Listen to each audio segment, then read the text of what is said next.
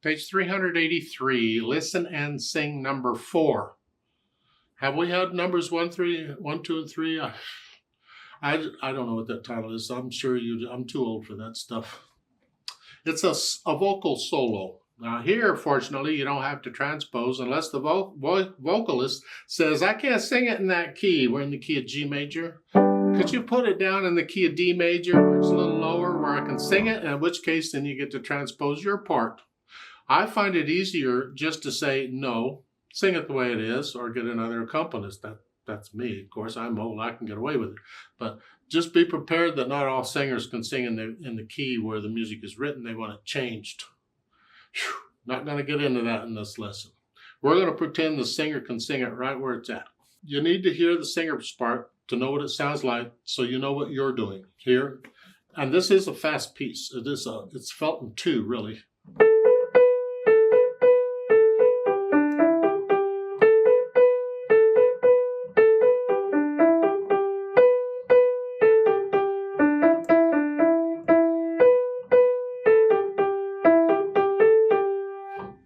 Depending on how happy they are or whatever, or how much coffee they've had to drink, just be prepared to play it at whatever speed the singer's going to do.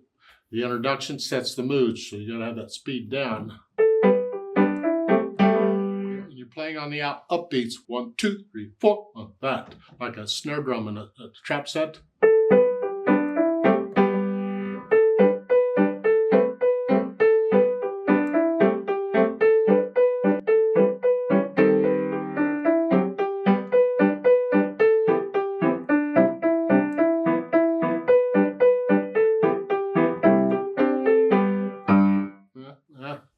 Sort of what it is. It's kind of fun. And you can actually more or less doing it as a piano solo because you're playing the melody right along with the singer all the way through. That is something we need to talk about. So you're playing your part and you can play your part okay. This is staccato. Accent.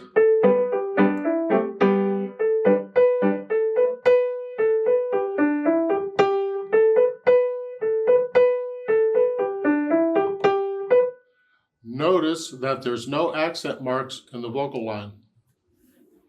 So on this accent, how about you accent? Don't overpower the vocalist. You can do that.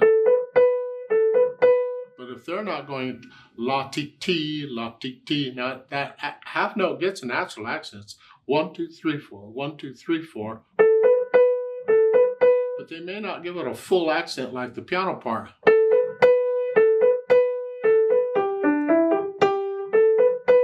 They may not do that, and they may not want you to put an accent on that either. They may ask you, don't put in an accent there. That's okay. Just don't put in an accent there. That's all right. However, when the soloist has their part down good and they can sing it, they don't need your help to play along with them, then when you get the solo, you need to play that very softly. Here. Even though they're singing ba-da-da-da, you got to be in the background. If you get a vocalist, usually a young vocalist, and they're not too sure themselves or they don't have the confidence for it, then you have to lead. You have to play this solo part a little louder to help them out. So you have to judge that on your soloist. If they can sing it well, play the melody down. Let them have the melody. If they're not too confident in it, you got to play the melody a little louder to help them out. Yeah, you adjust. Now, typically I wouldn't use pedal on this because we want the staccatos.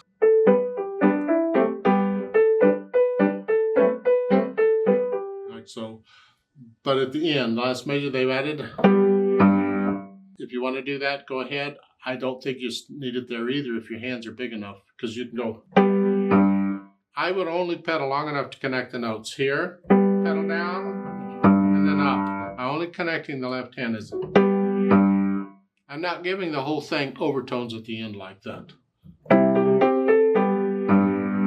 You know, it's like, ooh, in some pieces, in some styles of music, that works well. You can give the last note overtones big time, but normally I wouldn't because you're finishing it. it is repeated, so they will want to sing it at least one more time, and maybe more than that if they're in a good mood, or you're just filling time. Something else is going on and you just need to fill time. You can repeat this any number of times, but you need to know, both of you need to know how many times you're going to sing it or something. Sometimes you'll just be doing it over and over and over, and then at the last time, the soloist or somebody in charge will give a signal or something indicating it's the last time. Don't repeat anymore, whatever. Okay. You can do that too. It's kind of a fun piece. How fast you go is entirely up to the soloist, but you got to know that before you start, because the first two measures are introduction and you're setting the tempo. Don't come in at this, and then they come in. Oh, no, please don't. You got to know how fast they're going to go so you know how fast to play the introduction.